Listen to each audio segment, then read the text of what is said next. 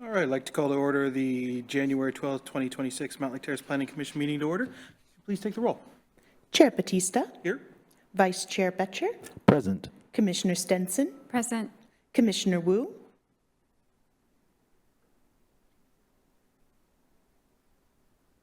Present. Commissioner Morgan, Present. Commissioner Finch. Commissioner Thompson will be absent from tonight's meeting. And would anybody like to make a motion for excused absence for Commissioner Thompson? Motion to excuse Commissioner Thompson from tonight's meeting. I have a motion to excuse Commissioner Thompson. Do I have a second? Second. I have a motion and a second to excuse Commissioner Thompson. All in favor say aye. Aye. Opposed? Aye. Hearing none, that motion carries. And item number 3, approval of the December 22nd, 2025 meeting minutes. Does anybody have any changes or corrections to those minutes?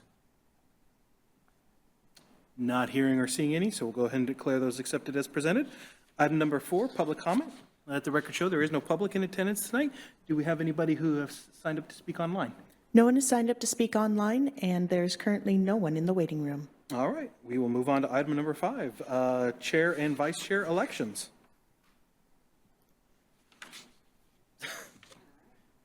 So, pretty self-explanatory. So, looking for a motion to nominate a candidate for chair for the 2026 cycle. Does anybody want to do it? Sure. All right, I nominate Chair Batista. All right. Anyone else?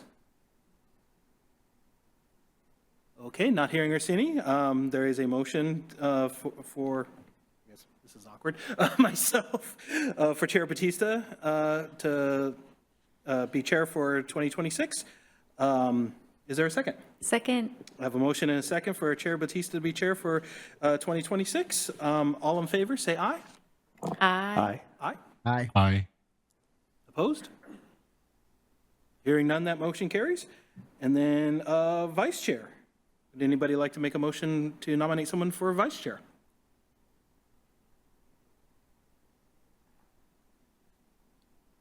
I make a motion to nominate Vice Chair Betcher if he is so willing to serve again. I am. Would anyone like to be voluntold?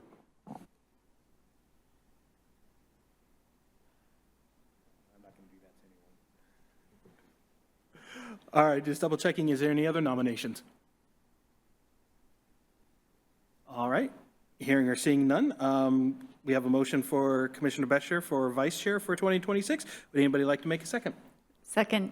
Okay, I have a motion and a second for Commissioner Bescher for vice chair for the 2026 cycle. All in favor, say aye. Aye. Aye. Aye. Opposed? Hearing none, that motion carries. Commissioner Betcher is the vice chair for 2026.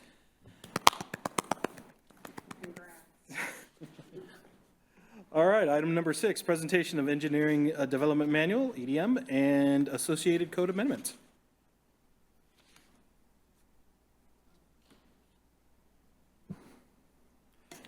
I guess we went through this before Christmas a little bit. Did you have a chance to review all the material? Oh, my name is Lucas Crott with the city here. Yeah. We provide the materials prior to Christmas on the December 22nd date.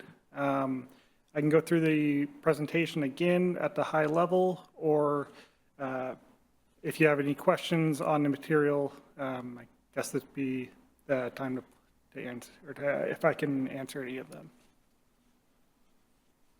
Does anybody have a preference? They'd like to see the presentation at the high level, or just jump straight into questions? I'm not seeing an indication either way. So. Maybe, I don't know, for the record, presentation one more time, is that silly? No, that's actually standard, so. Okay. I need to share my screen.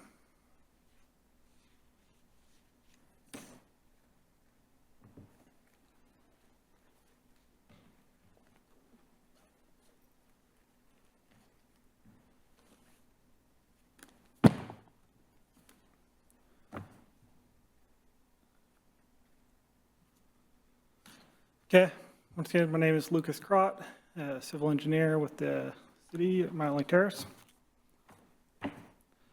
The purpose is to review the proposed Mountlake Terrace Municipal Code updates, as well as to review proposed engineering development manual updates. I have a brief history on the development standards, and then I will present some substantial code updates, other substantial EDM changes, and answer any questions. This fulfills some of the council goals of growing a vibrant community, as well as responsible governance to ensure desired level of service.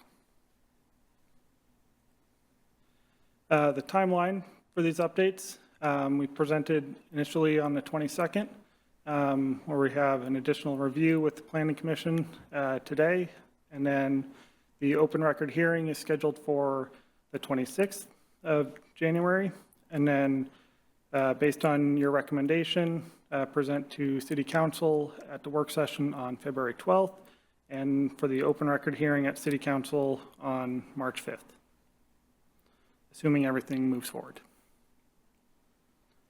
Some of the legislative history. Found a lot of previous development standards were located directly within the Mountlake Terrace Municipal Code, and some previous code implementations on some of these engineering standards in 2005 and 2015 and some earlier. Some were repealed in 2024 with the adoption of the 2024 EDM, but however, some were left in for various reasons or for just they got missed.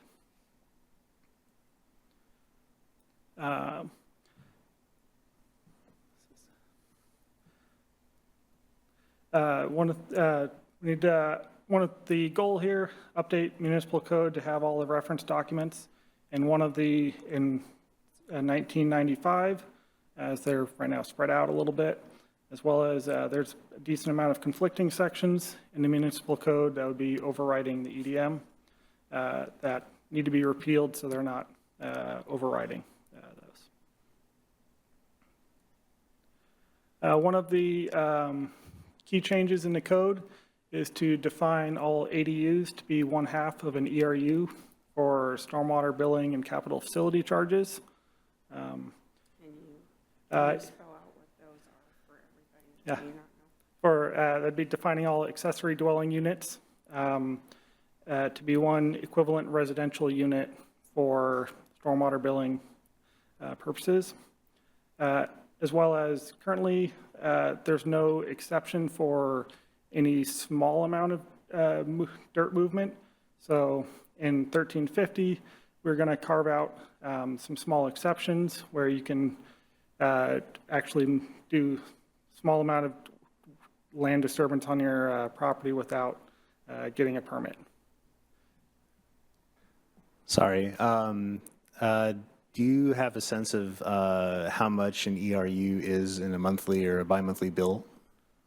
I do not have the bi-monthly or the monthly billing, but I believe the current capital facility charge is a little over $3,000.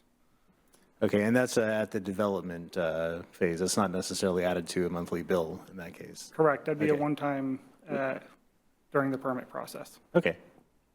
And yeah, to help with stormwater capital facility charge, so the entire pipe downstream of that and how that would affect that in maintaining water quality in the streams around it.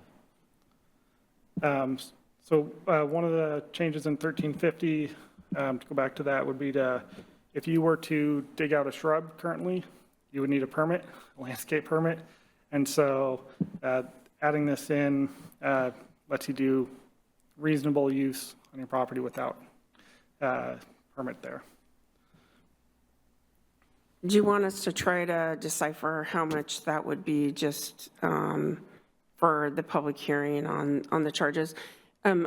We don't have a lot of accessory dwelling units, and I know in some cases they're billed in conjunction with like the primary residential unit, but we could try to find some numbers of where we have just ADU in some cases and kind of what the general is, if you would like some of that information. Yeah, I guess, and what were you billing it at before? Out of curiosity. I believe we were For the ADU, for a full, weren't we? I don't know. Every time it's come up to me, we've been moving forward with the ADU as a half of a ERU, Okay.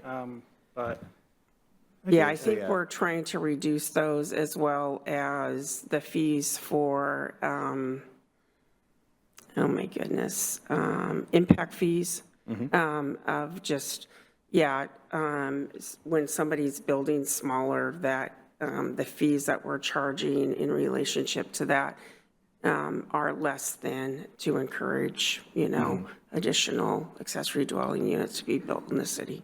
Yeah, I think when this is presented at the public hearing and also to council, that might be a helpful thing to bring up. Right.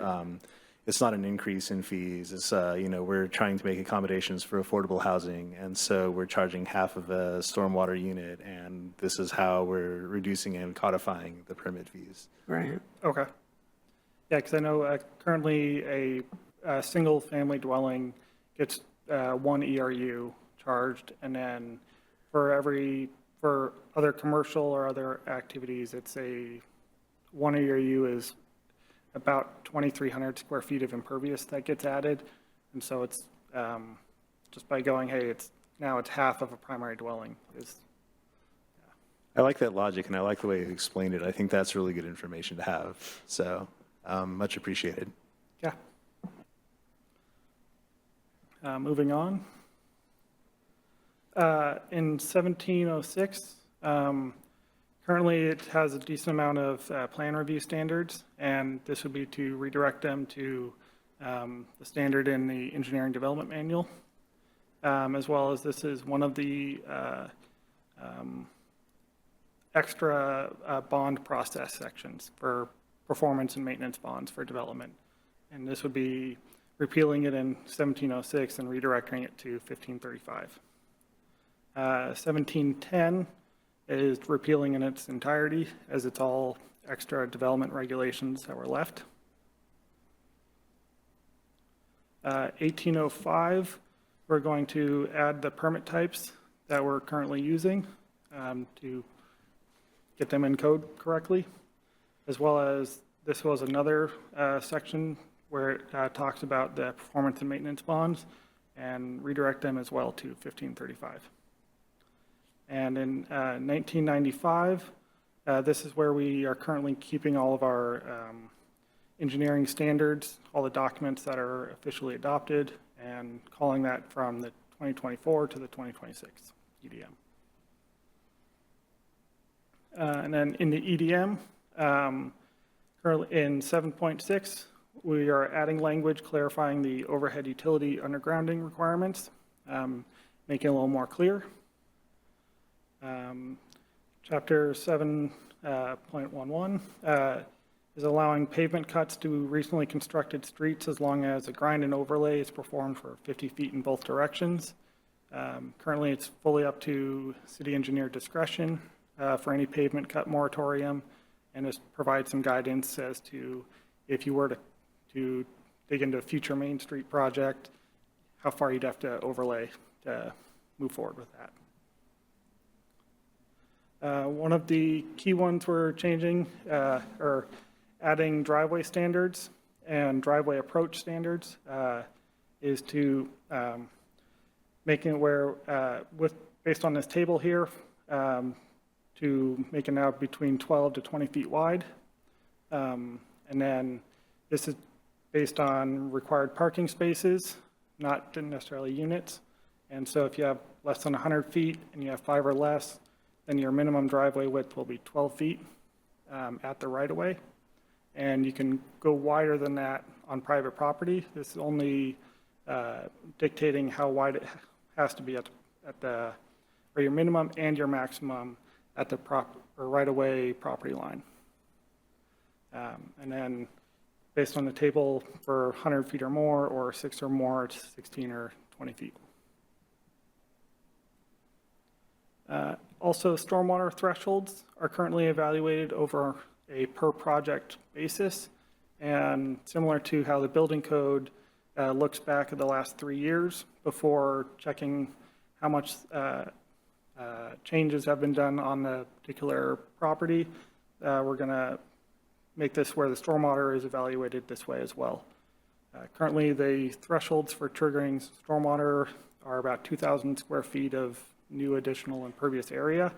And so if you were to add one ADU at 1,500, and then you come back the next year, add another 1,500, and come back the next year, add another, none of them would trigger any stormwater dispersion or LED measures to manage that. And so you could cause some flooding. This way we'll look at the last 3 years so the project or the property as a whole. One of the others on Chapter 24, changed the name of sanitary sewer manholes to more gender-neutral maintenance hole. I did look, I had, remember the questions from 22nd, and currently only City of Seattle in this area has done that. I didn't find, all the cities around us are still on manhole. One of the other changes is to our local access streets. Currently, they're all 36 feet wide, curb to curb, and a 60-foot right-of-way.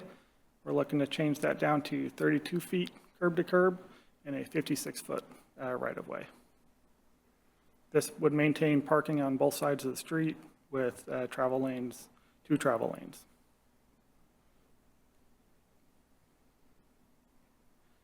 Staff recommends, Planning Commission recommend approval. And happy to answer any questions. I might want to provide some history just for everyone. For many years, we had some standards in our municipal code for engineering. And we had what we called more specific details and specifications that really weren't standards. And some of the standards were very specific to like subdivision or a certain type of permit. But in reality, the other permits really was a little bit dodgy on if we had standards or not. We used standards, but it was a little bit suspect. And so just wanted to come in, and that's when we got to 2024, and we had been working on it just to say, hey, we want a comprehensive standards for engineering standards that we could find primarily in one place. If you're doing something on your property or a developer comes in, we had something here, we had something there, this might not, this conflicts with this there. So we made our first attempt in 24 knowing that we would have to go back and make some revisions to it. The intent was to do it in the 25 time period. That didn't happen, and so we're basically following up here just at the front part of 26 to say, hey, there's some additional things that we wanted to do to clean up the actual municipal code and get to where we had more of our standards put in this design manual and take another fresh look at it. So there are some changes, but a lot of it's really ordinance driven and kind of cleaning up the municipal code. So we have more of a one-stop shop as far as development review goes. So that was kind of the primary history of what we've been trying to accomplish here the last handful of years.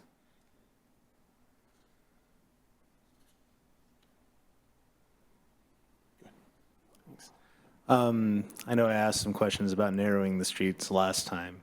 Can you talk again a little bit about the history of why we're narrowing it, sort of the rationale behind it?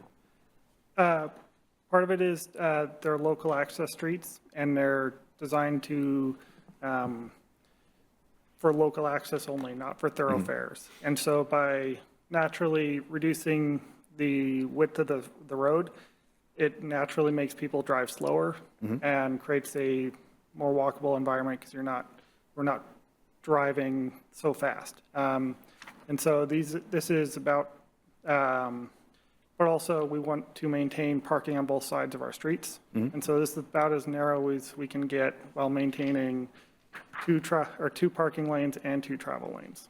And is it possible in this to, I think you might have answered the question last time, if we like chicanes and trees and stuff, like they can encroach into the parking lanes, sort of? Oh, with street trees or? Yeah. Yes, in certain areas of the city, we already have 60 feet of right-of-way on these local access streets. And so in those areas, we're looking, rather than keep our 5-foot amenity, we would actually widen our amenity to the 7 feet width, which allows you to get larger or different species of street trees to help maintain a more diverse tree population.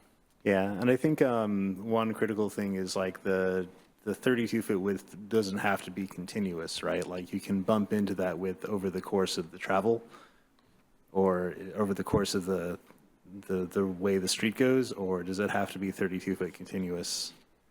That would be the standard, but if you did a curb bulb out or something to, in an area where it made sense, that you could always encroach on that parking lane in select areas. Okay, so it's not necessarily written specifically in the code, but like the way you interpret it is that you could potentially narrow the width down to about 16-foot at pinch points, and then you maintain the 2 parking lanes.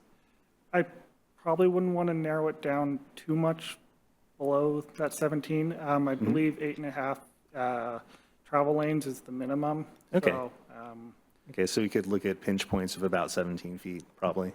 yes. Okay. Assuming fire didn't have issues with that. Okay, yeah. I think one critique I have as I walk around with all the newer developments, the streets are way too wide. Like people are just flying down them, like, and then people sort of naturally park off to the side as well.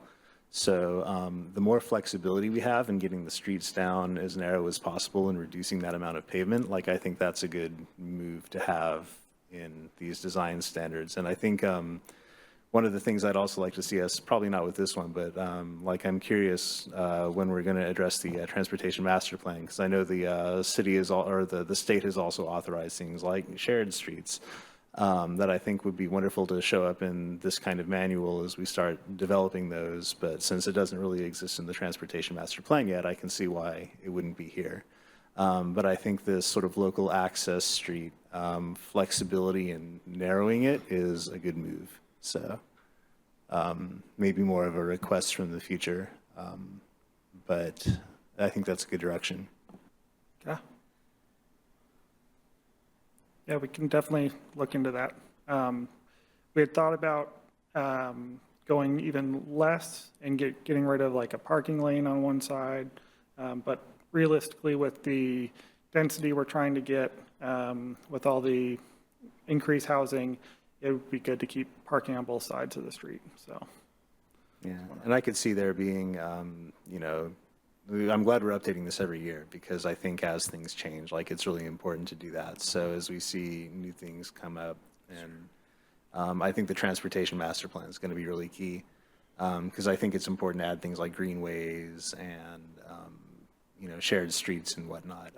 Like I think this will be a good thing to revisit, but this sets up a good approach for us to start talking about that, where we have the width and it can kind of vary a bit at different pinch points, and you know, you don't necessarily have to take amenity space from the sidewalk. You can like put it in the parking lane, like it gives a bit more of a buffer.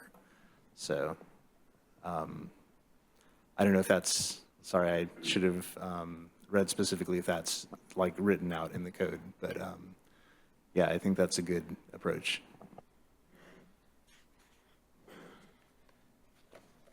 Yeah, I believe there are talks in page 21 of the EDM. It's the just 1.1, where it's the general authority, where it's one of those, it says it doesn't replace for sound engineering judgment. So there's some language in there where it's for things where it makes sense. That's where we could make some changes, or if a developer is like, hey, we want to, something that makes sense for a little bit of a change, we can look at that. Great.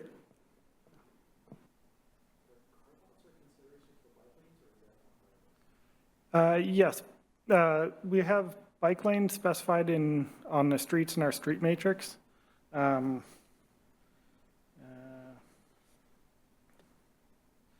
One of these appendixes, Appendix F, has our street matrix where we call out the streets that have specifically bike lanes. Generally, those are only shown on a town center or currently on the arterials. But otherwise, yes, I think that in that transportation plan, to try and come up with a better future bike lane map.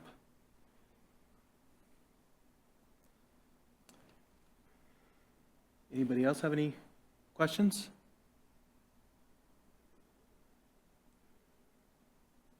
Yes, I Commissioner. have a question. Yeah, go ahead. It's regarding kind of I think going back to the last meeting, the incorporation of the EDM via statute and kind of a deferential treatment of anything engineering related there, which, it sounds like a good improvement for efficiency's sake. So just wondering if you could speak to some of the controls that are in place of getting approvals and changes that seem to be more like fluidly incorporated as actual like code. So yeah, just wanted to understand more about that process of changes to the EDM. Currently, I guess it's not super fluid, I guess, because it's in Mountlake Code Section 1995. We're calling out this specific EDM. So any changes would still we'd have to make a new EDM version and bring it, as it would be a development code change, it would be brought back in front of Planning Commission and City Council. Yeah, so Right. just to expand on that, so any type of code change requires at least a public hearing with Planning Commission, at least a public hearing with council. You'll see that we have work sessions too, the way we do it. 60-day review from the Department of Commerce, which disseminates this out to different agencies to take a look at and review what we're doing. We also send it out for agency comments, and we also have environmental review on these documents. So there is a process that's going on in conjunction with Planning Commission for these other things by the time it gets to City Council for an opportunity for several different types of comment, which is a good thing because we definitely want to make sure everybody has an opportunity to take a look at what we're doing. So yeah, it's not like we can arbitrarily or that staff would arbitrarily come in and amend something without going through the proper protocol. Anytime we're touching code or development regulation, it needs eyes on it. Got it. Thanks. So it does, it's not something that like changes all the time. And when it does, it goes through a city council approval. Absolutely. Yeah, it has to be adopted by council. Yeah, I mean, it like I said, it's been a little bit different just because there was not any changes on these engineering standards for quite some time. And a lot of these things were, either void of being addressed or we had a lot of conflicts. And so, yeah, it's taken us a couple of times to get where we are right now. And then I know the city engineer's plan is to bring this back up to take a look at in a couple, 3 years of where, what's working, what's not working, and kind of address some of those other things. For instance, ped access, trails, pathways, that was a big comment in our comp plan process. And I know that there is an effort to try to get some time together and some funds to do an actual plan that then would impact these design standards and our transportation plan as well. So, yeah. Got it. That's helpful. Thank you.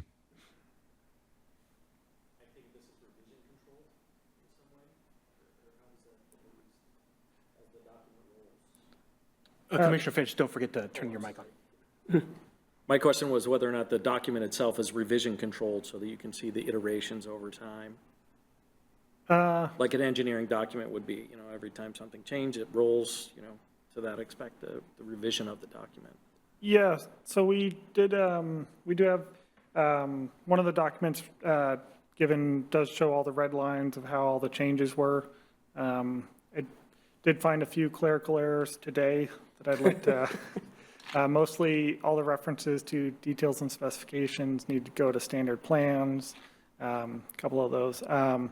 But yeah, so we do have, I believe I sent I have a clean copy of the EDM and standard plans, and then a redlined version that shows all the changes.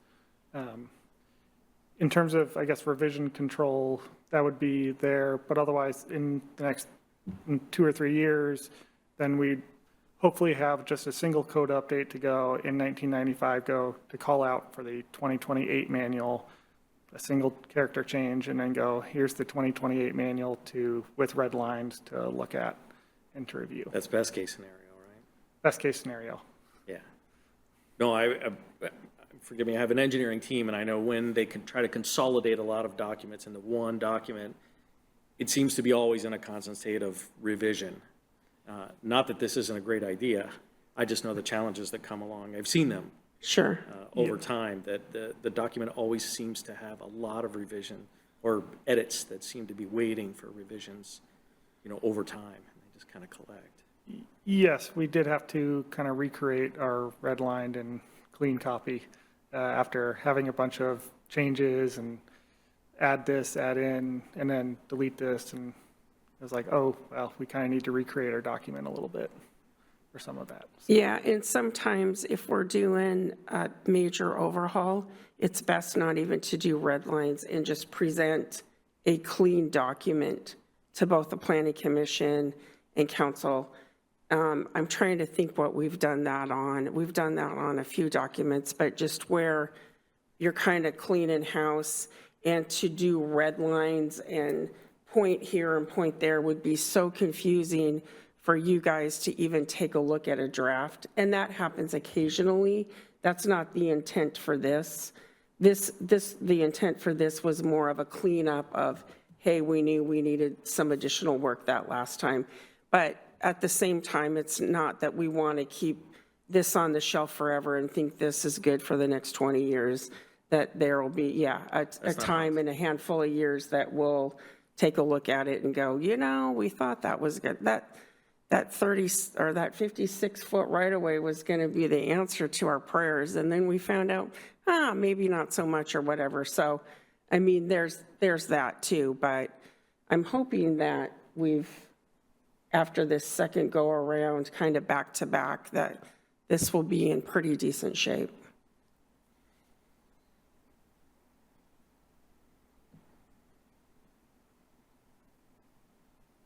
Anyone else? I did have one question when I was going through the actual changes to 19, chapter 19. In 19-125, 110, the maximum grade permitted, it just caught my eye that the whole first section A was removed, where it was basically saying the approach can't be any greater than 12%. Was that 19.125.110? Yeah. 110.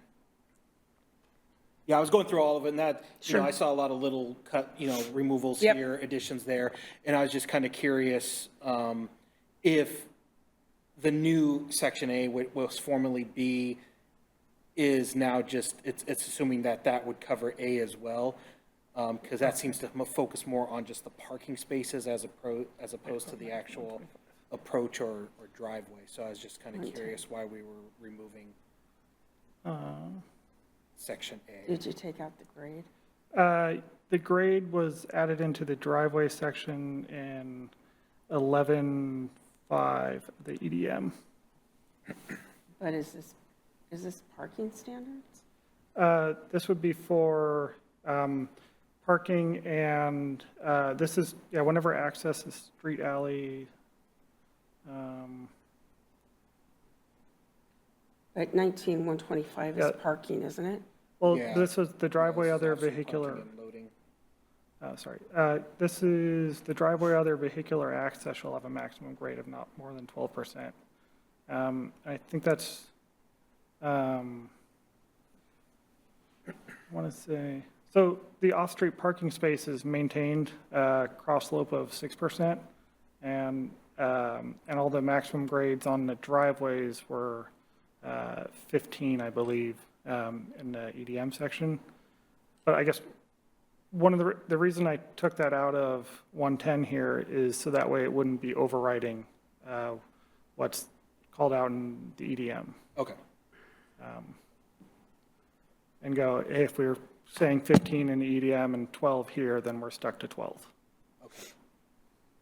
I just know that steep driveways and approaches are ridiculous, and it drives me nuts when I see them. So I just want to make sure that we're not shooting ourselves in the foot. Right, well, and depending, I mean, international fire code standards are gonna, if that's fire access, then grade's important on that too. Yeah, fire would always overlay and change anything to be less than or to be what would be necessary for fire. Okay. Yeah, I can go more into detail on the driveways if you would like. I can pull that up. Or I know I'm fine. I know you've had questions about driveways previously. Yeah, but I think that's upstream from this engineering design manual. I think that's more of a planning thing. Like the widths here are just based on what we did. And, I think that's one of those numbers we'll probably want to revisit at some point as we see how our missing middle code winds up playing out. So I wouldn't hold this up for that. Okay. That sounds good. Yeah, when I saw that being stricken out, and I'm like, okay, well, it seemed like residential units of 4 or less was already exempt from that standard to begin with, and it was just like, yeah. Yeah, depending on where we're at. I think that's going to be the big after effect, frankly, is the requirement of having no requirement for parking. And as we get denser and we're trying to make the transition from automobiles to other modes of transportation, that's definitely going to be a paradigm shift. That's not going to be necessarily smooth sailing. And so I think, having the appropriate widths to actually get middle housing and not make that over burdensome, but also just having areas where people can park on the street is going to be important, particularly when we're not requiring or can't require any parking. Yeah, that's definitely going to be a transition in the city here. So, yeah, I could see where, us, not only our community, but other communities like ours, we'll see kind of how that plays out over time, for sure. Okay. Anybody else? Questions, comments? Double checking with our online commissioners. All right, not hearing or seeing anything, so I think we can move on. Thank you. All right, looks like item number 7 is the 2026 work plan and recommendations. You want to clear out of that so we can, and punch into the work plan. It should be where you found your other thing. Oh, it's pulled up.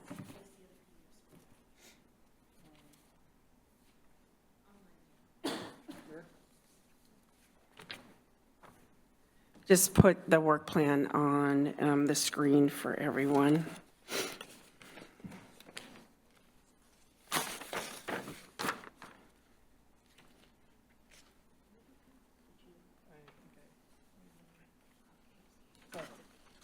I'll blame it on Lucas. While we're waiting for that to come up, I might as well ask, do we know of any surprises from Olympia that might be proposed? Well, they just started today, so. Will throw a You wrench guys into our shall, plans? yeah, you shall see here coming up what surprises that, the legislature's been full of surprises the last couple of legislative sessions, so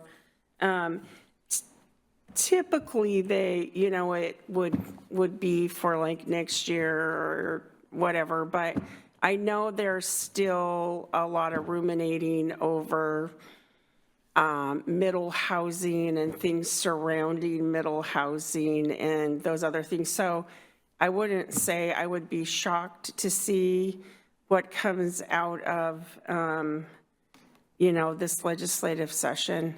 It says, is that 2024 on the top? Yeah. It's like the draft gets changed on my draft, like your paper copy, but it's naughty on the screen. Anyways, this is for 26, so those numbers don't change sometimes, but Can you zoom in on the document? yeah, make it big. Make it as big as you can. Thank you. Yeah, I know one of the state legislators made a surprise appearance at the APA conference, trying to justify why they did what they did. And I wouldn't say there was a lot of tension in the room, but you could tell that there was kind of like polite listening, but not buying it. Yeah, well, 100%.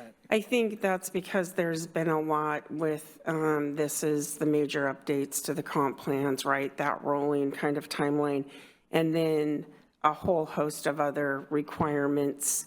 And for some of the mid-size or smaller communities with, they don't have like this full staff waiting to do things, then, it gets really tight, as you guys know, of trying to comply with state law and meet the timelines and trying to do a decent job of putting this stuff together at the same time. So that's, I think that's where people are kind of smiling through their teeth sometimes of like, great, it's not necessarily like there's pushback of understanding of what's trying to be accomplished, but a lot of, the actual rules of the legislation, of getting the WAC codes together and all of that stuff always lags behind.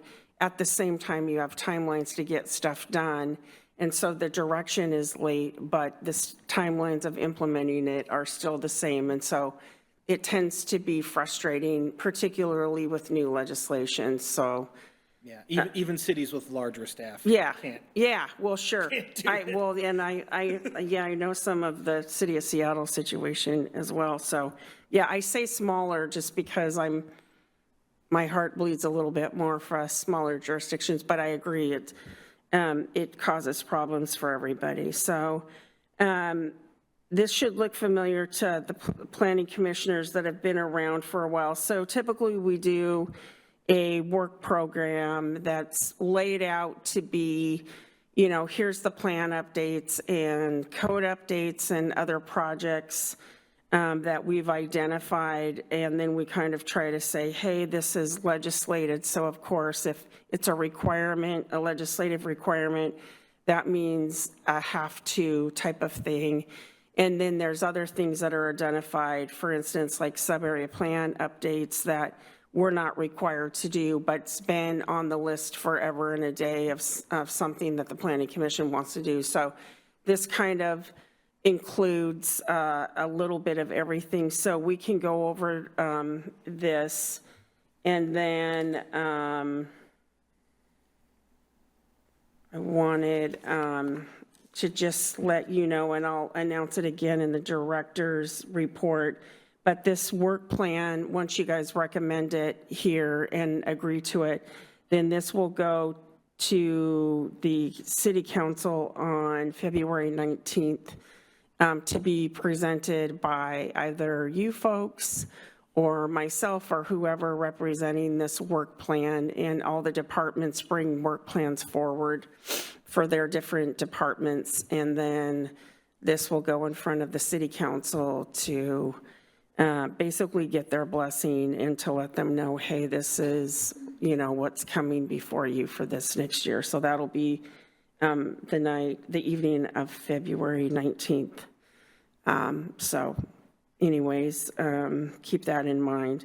But for plan updates, right now, the city's working on water and sewer comprehensive plans. That's work's been going on for the last few months behind the scenes. The lead is the engineering department with Public Works, and so that timeline is to be completed this fall in 2026. So you folks will be seeing the work of the water and sewer comp plans that come before you. I would imagine there will be a great deal of discussion, maybe not at the Planning Commission level, but certainly at the City Council level when it comes to the water and sewer comp plans, if it was anything like last time. And I anticipate that it will be a hot topic of conversation. One of our identified high priorities too is sub-area plan updates. We have an opportunity to update 2 of the sub-area plans as determined by the Planning Commission on what sub-areas you guys would like that to be. We kind of talked about it in our comp plan process and kind of rated those, but I think it might be good to have another conversation of that coming up and then identifying what those 2 sub-areas are actually going to be. And that's anticipated to start later this spring of starting work on those plans. So I think there's some additional conversation with you guys. And then for the comprehensive plan docketing process, this is for annual amendments that are either proposed by the city or an individual, and that docketing process will advertise for that. We haven't had anybody come forward with any comp plan amendments for, I don't know, 3 or 4 years, I think, actually, that I can remember. I could be wrong, but that docketing process will start in October. And then if somebody wants to typically have to amend the comp plan and do a rezoning proposal. So that would happen then, and by law, we can only amend the comprehensive plan annually once a year, and that's why we have a docketing process. The exception to that rule is sub-area plans. So the sub-area plans that you guys work on and to be adopted, you can adopt those outside of that docketing process. So that gives a little flexibility for those. For some of the code updates, as you guys know, we have about 4 more zoning districts that need to have new zones. And we're in conversation about that as we speak internally. I'm calling it phase 2 zoning, and was hoping to get a jump start on that. Unfortunately, you guys didn't see me much in the fall. I was kind of in and out of the hospital and had some stuff going on unplanned, and so just getting a little bit later start on that. But that's priority that we need to get taken care of, and so working on that right now, and then hoping to have that done by this summer. One of the things that City Council identified is taking a look at requirements around short-term rentals. And so we're preparing some materials internal to first try to get some more direction from council on kind of what they want to see and what that program would look like, and give them some information from other jurisdictions, so then we could prepare some type of code amendments to come through the Planning Commission and then to council. So the Studio 6 is going to transition into from a motel to a rental property by the folks that bought it. So it's going to be on a per month basis. I would say I mean, a lot of those units are getting rented out monthly as we speak right now, where people are using them as a monthly rental. But this is where the property would be cleaned up, interior and exterior improvements to that, and then there would be no overnight accommodation on Studio 6 property. So that's going to transition here in this next year.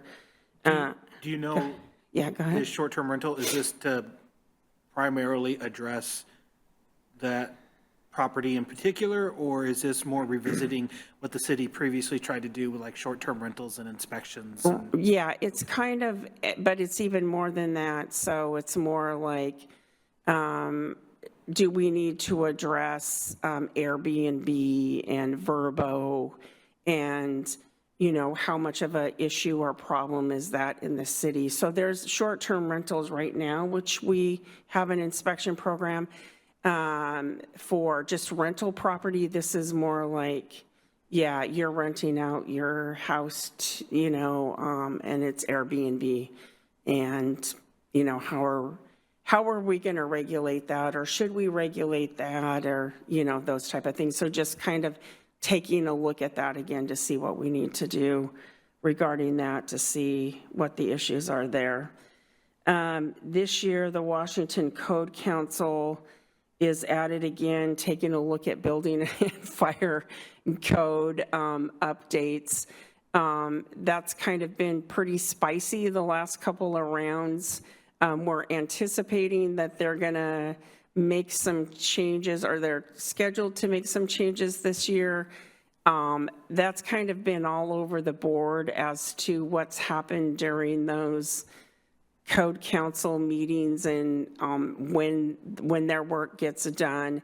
But once they make changes to the Washington state legislation, then we'll come back and make sure that we're not conflicting with those state regulations, and that's what we typically do. So Matthew Gissel, the building official, will be back before you and a representative from South County Fire to take a look at if we need to do amendments this year, or if the Code Council will get those amendments done. So stay tuned. We're tracking that right now. We amended Chapter 18.05, Administration and Procedures, I believe 3 years ago, I want to say roughly. We have some state legislation that has some new permit review requirements that we need to get in there. That work still needs to be done. And also, there's some changes that we need to do for civil permit review in 1805, and then just cleaning up some of that section. So that will be coming back before you this year. And Sarah Pizzo, who's one of our senior planners that just worked on the critical areas, will be leading that for us to do that cleanup on our procedures there. And then the last thing we have in this section is, I said engineering design manual, it's engineering development manual, actually. So look at me, I don't even know what to call it. That is being done this winter, as you know, and I believe council will be taking a look for tentatively for final approval in March of this year, once you guys will have your public hearing, and then they'll have a work session and a public hearing on that. So that's something that will get done. You guys are close to being done with that review. And then we need to give you folks development review update, as we should, on just letting you know what's going on development review wise. And so typically we do like a spring and a fall. And you probably want to have code compliance come in sometime. We should add another line for code compliance of just keeping you in the loop on kind of how that's going and what's going on with those type of things too. And then we'll take that to city council. So you guys should have an opportunity to kind of know what's going on there as we're trying to address some of the long-term code compliance issues that we have in this city. So that's kind of your work plan for this year. Sub-area plans is going to be a biggie for your time, and that phase 2 zoning is going to take a little bit of time. So I think that's where the bulk of the work that you guys are going to do this year is probably going to be in those 2 efforts, and then the other stuff that comes through as well. So that's kind of what I could think of. I'm not sure if I'm missing something that's obvious, or you guys want to add something, or what have you. But yeah, I would just open it up for your comment. Maybe just some additional information, since we have a lot of new planning commissioners as part of the comp plan, or the docketing process for the comp plan. You know, it was mentioned that, you know, there can be outside applications that come in. Yeah.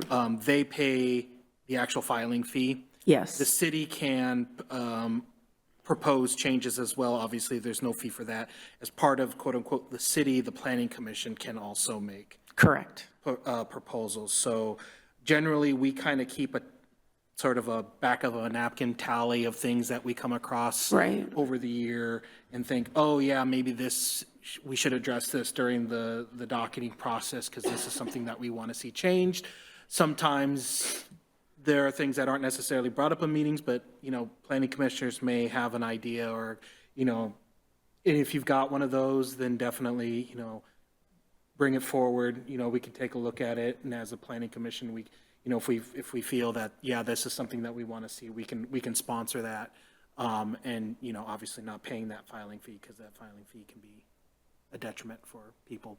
Yeah, and it could be that, you know, Affordable Housing Alliance comes before you and says, hey, or something like that. Then I could see like the planning commission discussing that of like, hey, do we want to sponsor that? But yeah, typically, because the comp plan is supposed to align with the zoning map and the comp plan map, then typically if you want to rezone property, then you're looking at a comp plan map amendment as well. So that it usually goes hand in hand, that you would have to do both. But like I said, I don't recall us, you know, we just did the comp plan in 24, at the end of 24, adopted it. But even before that, last comp plan amendment rezone I recall is the Atlas 236 building on the corner of 56th and 236th, of where they wanted to make modifications to some of our standards there. I'd be interested in revisiting that. And yeah, and that was, golly, I want to say 2020, 2021, maybe? It's been a while now. Yeah, it's and been a while. All the concerns that we have had about that ended up coming true. Yep. So I'm on the record as not liking that decision that was made, and I think it needs to be revisited. Yeah, so that could be something that you guys want to, you know, bring up to take a look at again. And then, like I said, I can't remember what sub areas were. Was it Cascade View? And anyways, I don't want to say, but I think it's worth maybe bringing that topic up again having fresh eyes on it from the Planning Commission to decide what your two priorities are for those sub areas. Yeah, I know the Cascade View, I hate that name.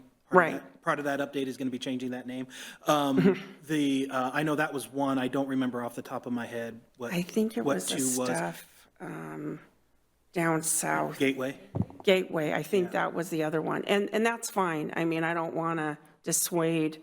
No, from because we're eventually going to be hitting all of them. Yeah, I don't want to dissuade what you're just- starting with, but just making sure that those are kind of what you want to hit this next year Yeah, as I a know- starting point. I know in previous conversations, it was like, Melody Hill and the potential for an additional light rail station being there. Maybe that should be a priority, but given Sound Transit's budgetary woes, I don't want to say it's never going to happen, but It looks unlikely it's gonna in be a the, while. in the foreseeable future, yeah. But that doesn't mean that we can't just ignore the potential Sure. that is there. Sure, and that area too. So, I mean, all areas are worthy. It's just kind of trying to say, okay, we're gonna start with these, two areas to do the work. So anyways, like I said, that's probably a pretty good amount of your time is getting that. And we do have money in the budget to do that planning and to get some help to do that planning and make sure that it's, we're doing all the things that we need to do as far as those area updates and addressing the people in those areas and other people in the city. So having a robust public process and then just making sure that we're hitting all that. So yeah, that'll be big. And then just getting through those zoning amendments, like we talked about, that phase 2 stuff that really needs to be done. And then the other work will kind of fit around that. So I think we got it all. I'll add the code compliance update as well, so you guys can take a look at that a couple of times this year and have Laura come in and just let you know what's going on with that. It was nice having her come in a couple of meetings ago and even present some of their new sort of handout material. Right. It was kind of cute to look at the photos and images that they created, but it's good to get those updates because we know, I mean, just from when you drive around the city, of certain sites that are issues, but you aren't aware of all of them. So it's kind of Right. it's kind of nice to take the holistic view of the city and And see hopefully what's hear happening some good, progress and updates of trying to, be successful in some of that work that's getting done. So anyways, if this is kind of what we're moving forward with, then I'll make those corrections on this. And then, like I said, February 19th, this will go before council. And then I'll just need to know how you guys want to present it. And we've done it just the chair, we've done it just me, we've done it, the whole planning commission sitting up there. So I'll let you guys decide how you want to do that. But in any case, that will be on the 19th of February in front of council. So just before we move on, I just want to put it out there. Is there any planning commissioner who would like to see something in addition added to this work plan? I have a general question. When are we next scheduled to update the transportation master plan? That I don't know. Are you guys required to do that like every 5 years? I can find out like when that's scheduled for. Okay, I know one of the things we talked about during the comprehensive planning process was the critical importance of not only our zoning regulations, but also getting transportation stuff worked out, especially as it relates to accessing the light rail station. I'm pretty concerned that we don't have anything like that on our agenda. Okay. I don't know if that would be a overall rework of the TMP, or if that would be something that would be a separate line item, or if that would be something we'd handle in the sub-area planning process. I think the sub-area planning process is probably not specific to the area around the transit center, but Right, yeah, I would say if you, I mean, it needs we're to not- be done holistically. There's going to be transportation portion in each of the sub-area plan, but it's not going to be the same as the TMP. Right. So that's a whole different thing. So, yeah, I can see when that's slated to be updated, and of course, there can always be a recommendation from like the Planning Commission that you would like to see that be updated sooner than later as part of engineering efforts, so. Yeah, and if we were to prioritize it, I would say prioritizing transportation access to the transit center, especially, I know I was recently walking by the trail that's supposed to go through Veterans Park, and then it just comes through and almost to the street and then ends at a utility box, and there's some little walls around it, which seems like a bit of a miss. And then also, especially Those are slated to be moved, okay, good. just FYI, yeah. Well, I know that eventually we'll build it, but like in the time between when those are not moved, or when those are moved and now, like Sure. people will probably wind up, making pirate stairs or something. But then also, connections sort of across the interstate where we have also like designated kind of an extension of town center because of, state zoning requirements and things like that. And then I think that's probably the biggest priority because it relates to our transportation or our comprehensive plan, and it was like specifically identified as an item. And then there are some deficiencies. And then I'd also like to see things like reducing through traffic and generally improving the bicycle plan, which is a subset of the transportation master plan. If there's a way to work that in here, I think those are starting to become hot priorities. Well, a lot of what you talked about is what I'm envisioning, which is the bike, ped, and trail planning as well, which a lot of people have commented on that. A lot of people commented through our comp plan process, and just to see where that is at too, because that's been a topic of conversation of trying to take a holistic look of that whole thing in the city as well, where we've kind of piecemealed it, and are we missing, some of those linkages and stuff that we want to hit. So I think that's another thing that, a lot of people in the community have been expressing that they want to do as well. So we can take a look and see. I know Parks has mentioned that to me as well, to see if that's kind of a joint park engineering effort, or kind of what that will look like coming up as well. Yeah, as somebody who gets around town, walking or a bicycle, like the parks are actually a pretty significant part of like the routing I take. So I think that makes total sense. Yeah. Okay. And I think touching on that as well, not to ignore the other light rail station that we're really close to. I remember during our comp plan process, our Exactly. Yep. consultants were actually consulting for Linwood as well, and they mentioned Yep.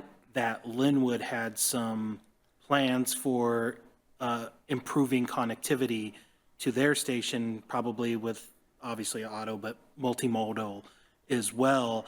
I was a little frustrated that they didn't mention that earlier so that we could maybe incorporate that into our plans. Right, but, right.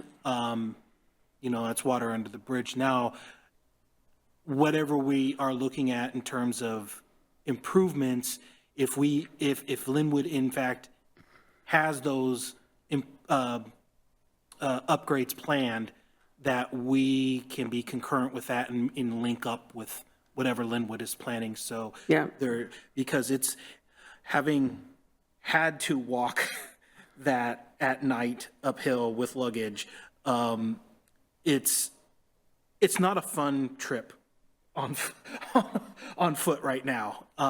In any plan or ability to make that a better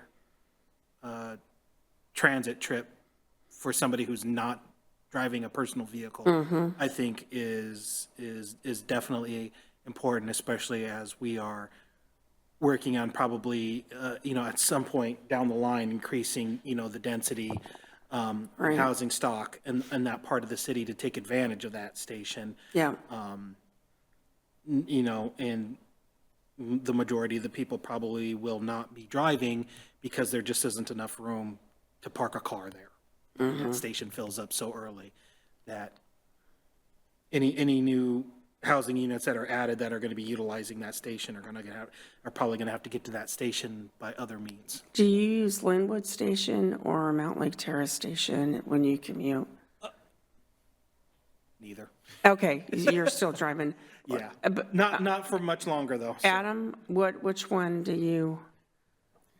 Well, I live closest to Terrace Station, so I use it, but I know that the eastern part of town is sort of equidistant between the two. Sure, or if you're like kind when of we're in the middle. talking Cascade View and some of that other stuff, you're just kind of a little blink. And the 130 has definitely routed me to Linwood before, like, if the trains are running slow or something like that, or, the 130 just comes at the wrong time, because that's the bus I take if I'm taking the bus to connect to the train station. Gotcha. So both are used, but there are definitely parts of town where it might be even more convenient to use the Linwood station if Sure. the infrastructure existed.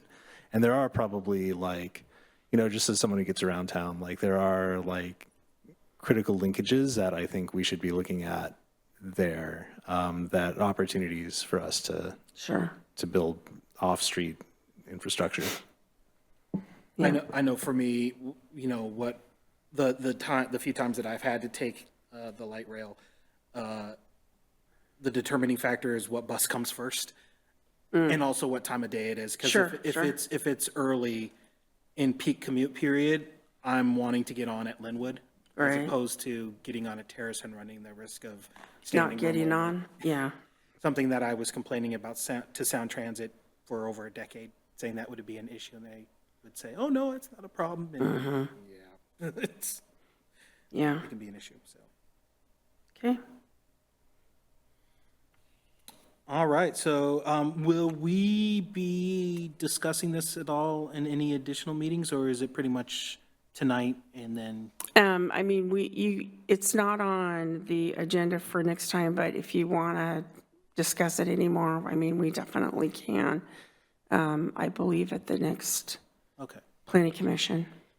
So maybe, we don't have to make a specific agenda item for it, but if planning commissioners, you go home, you think about it, and you realize, oh, wait, there is something, we can bring it up at the next meeting and see about adding it. Yeah, would- absolutely. I mean, we have time. For the record, I think we should add an item for transportation master plan, mid-cycle updates, addressing critical shortages.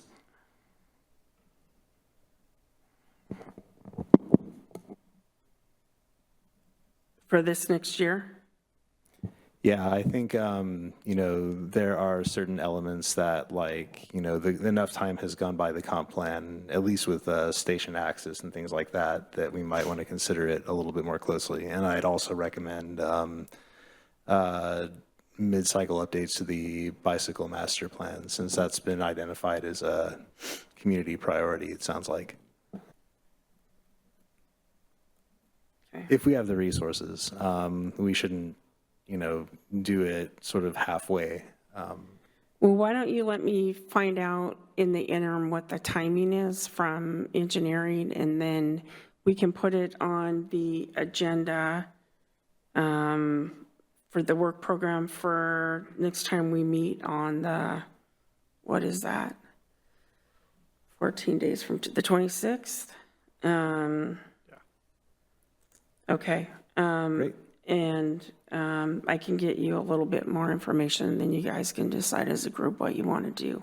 So- Thanks, yeah. And if it is a big strain on the department, please also let us know. 'cause Yeah, we don't well, I mean, part of that's just the funding and that other stuff too, so I can, get you some more information of what that's looking like, and then you guys can talk about it a little bit more.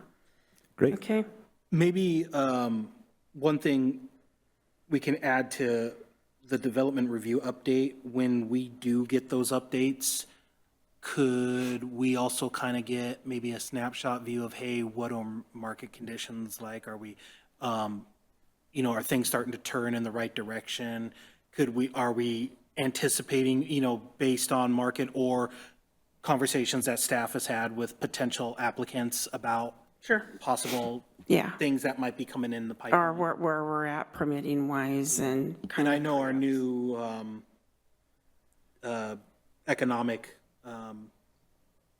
person, I don't know what his Development manager. There we go. That's Ryan? the title. Yeah, Yeah, sure. I mean, I know he's probably pounding the pavement. He is, A yeah. lot. So if it would make sense to have an update from him at that same time. Yeah, that's actually probably a good idea because we've got some fun stuff going on right now that I don't know that everybody knows all the different things that are going into Terrace Station and some other stuff. So we could talk about those projects, and some of that work is Ryan pounding the pavement. So that's good. Yeah, we can definitely have Ryan come and talk a little bit too about those efforts.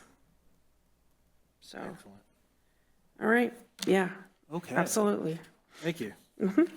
I can remember when working on these plans would take 2 months. So Oh, this is nice. For the most part, we can hammer it out in one that's just meeting. because you guys all agree, it's pretty easy, yeah? Or even though these are big items, there aren't as many line items on here. Right. Before it'd be like 20 line items. But the and it's having to reality is like for a given year of actually trying to get through some of the, actually achieve what you're hoping to achieve. So, yeah. All right, so it sounds like we're ready to move on to the next item on the agenda, which is item number 8, Director's Report. All right. Well, a couple of you know this, but I am retiring from the city. I will be retiring in mid-March, which I've actually gave a notice about 6 months ago to the city, hoping that there could be a better transition. I don't know that I can promise that that will be the case, but I know that they're working on putting together a notification and getting ready to send that materials out. And I sent an email to Chair Batista last week because the city manager wanted representation from Planning Commission and asked if Chair Batista would like to be included in that. I do know that they're reaching out to the development community and other folks in the community to be part of one of the interviewing committees.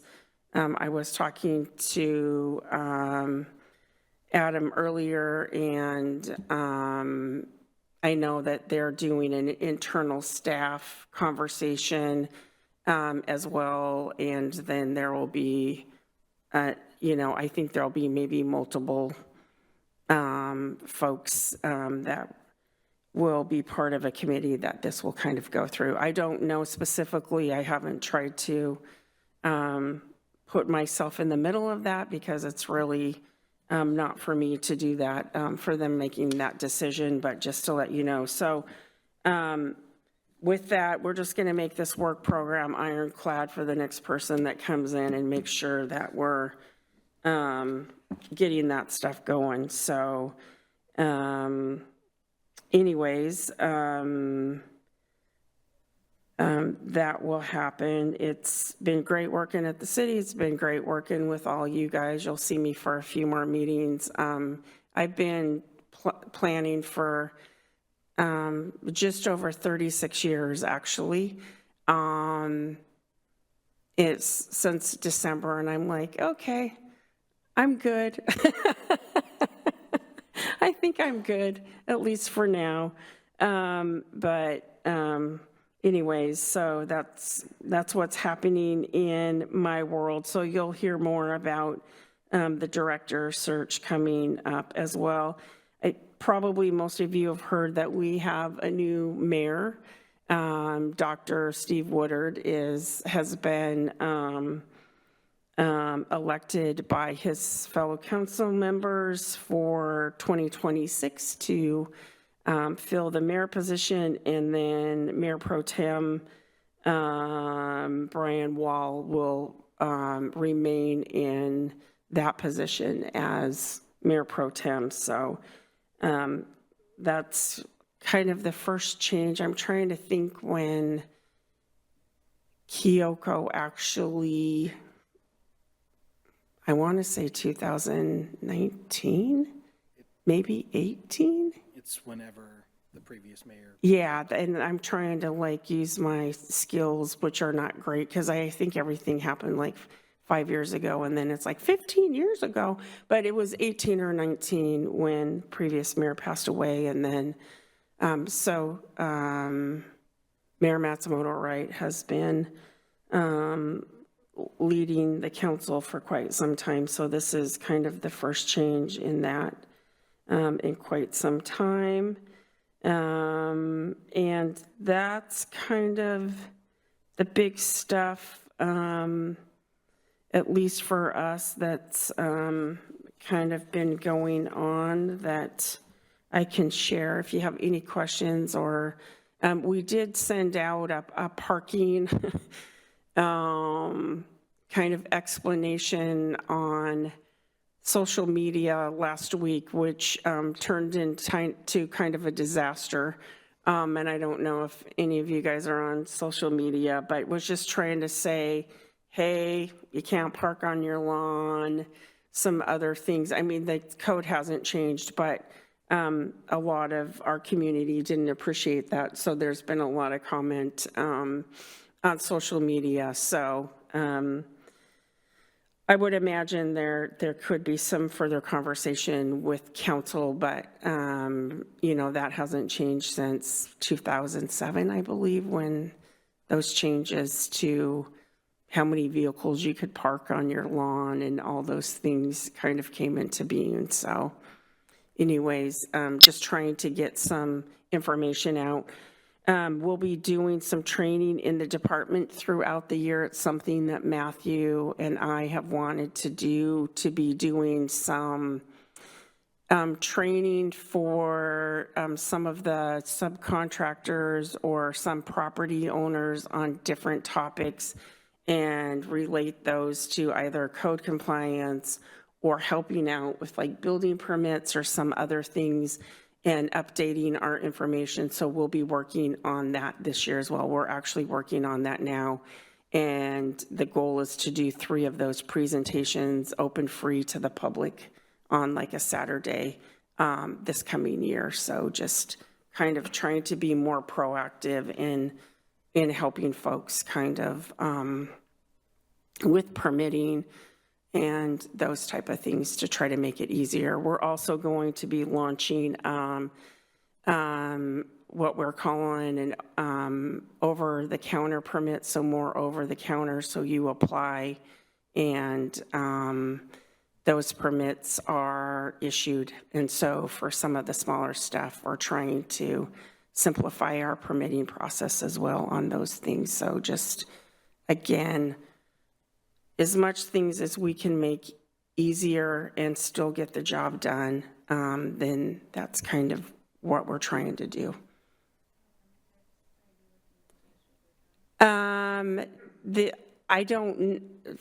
Excuse me, but I don't know all of them, but there's some of the smaller stuff that we have, some of the electrical stuff, some of the smaller building stuff that we're issuing, just kind of same day type of stuff if we have the information. So, and we've been trying to do that incrementally with different things, even just lessening fees on some things so it's not an impediment for people to apply for a permit if we need to take a look at it, or in some cases say, hey, here's the rules, but you don't need to get a permit, say for like fencing. Here's the rules, you need to follow the rules, but you know, we don't have to come out there and do an inspection. You don't have to apply for a permit or whatever. So we're in some things, in some cases, you know, we're just trying to eliminate where some of those things don't work out particularly anyways. A lot of the time a fence is going to go up on a Saturday. And what we care about is sight distance and those things anyway. So just making sure that we're providing good information for people so they don't have to redo things, and make sure that that stuff's clear. So we'll be working a little bit on that as well as we kind of go along. We got a new permitting system. We're going on, are we going on a couple of years, Shannon? It was 1 year in August of this year, or Okay, of but 2025. Okay, so a year and a half, and before that, we had been working on changing our permitting system for engineering and land use, and it was supposed to be super great, and as these, as these permitting systems go, they're never super great, and so we've been working on, Shannon's been doing a lot of the work, and Matthew, of just trying to work out our permitting system and make it easier for folks to use and make sure that everything is how it's supposed to be. But it's definitely been a longer than anticipated process to make this run smooth. But I think we're getting closer.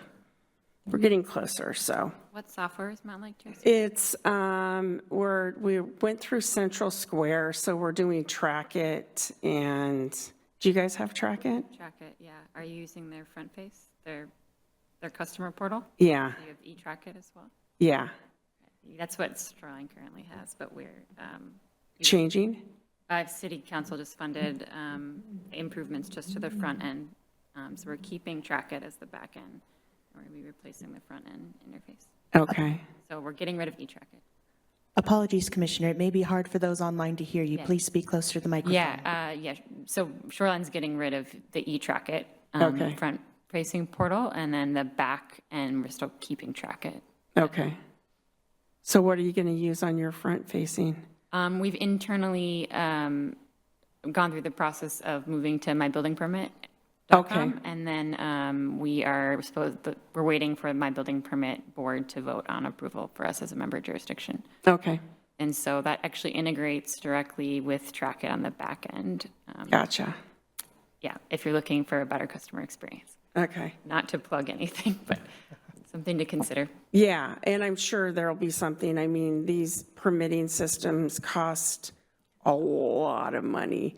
And we did a lot of begging to get an upgraded permitting system just because we had a super old one. But with all things, sometimes these permitting systems don't exactly work out as you would hope.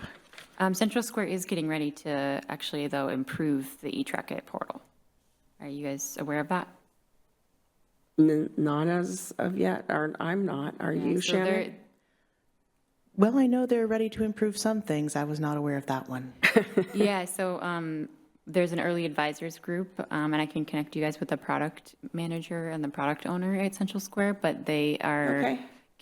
so they have an early advisors group. So basically, I'm sure that, I don't know if the city wants to basically do an untested pilot of software, but there's an early group going, and then after, of course, they go through many iterations and testing of that, then they'll release the product more fully and more broadly into the market. But yeah, when that will be, I don't quite know yet, and those timelines always change as they do in software, but Sure. be happy to connect you with those folks as well, Okay, too. yeah, that would be great, actually. Yeah. I'm not hearing any love for Acela out there. No comment. Yeah, that's what I thought.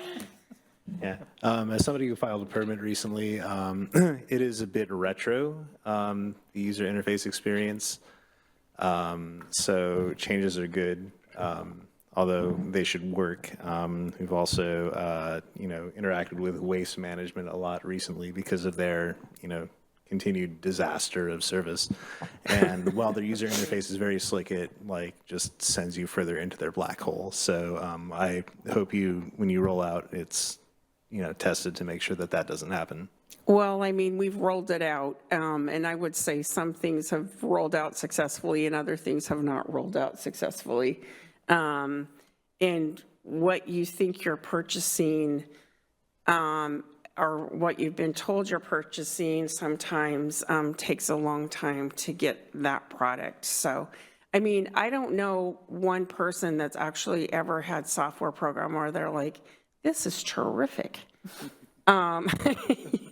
So, I mean, that's helpful, I guess, but on the other hand, it's like, oh my gosh, why is getting new software always such a pain in the keister? And local jurisdictions pay an awful lot of money to get the new software, and then, you know, to pay the annual fees and the maintenance and all of this stuff. It's very expensive. So anyways, that's my complaint about software right now, but good luck to you guys. I mean, hopefully it'll be better. Yeah. Is the kind of bumps that you guys have experienced with this new program, is it on the back end or is it the customer facing side? I would say it's both. Yeah, it's been a little bit of both, and also transferring information effectively from the old software to the new software, and supposedly how that's getting transferred, and then what actually works when you transfer it and what actually doesn't work when you transfer it.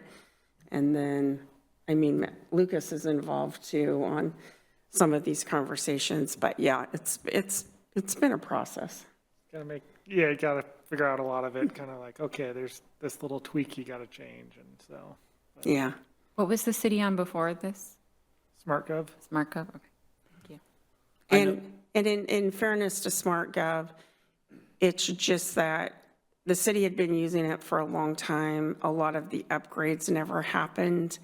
And then there were all these internal changes to where it was kind of just so broken and not doing what we needed it to do, that we decided, okay, we can't retro this effectively and make it work. We need to, you know, look to something else and talk to a lot of different jurisdictions, and Trackit was kind of, you know, where we landed, and, you know, yeah. Yeah, a lot of jurisdictions do use Trackit. Yeah. Yeah. So anyways. It's not overly complicated, but yeah. Yeah. Yeah. So, and that's all I have for director's report, unless you guys have any questions for me or anything, what's going on. Any questions? Not hearing or seeing, so we'll go ahead and move on to item number 9, miscellaneous business by call of planning commissioners. Anybody have any miscellaneous business? Any known absences coming up?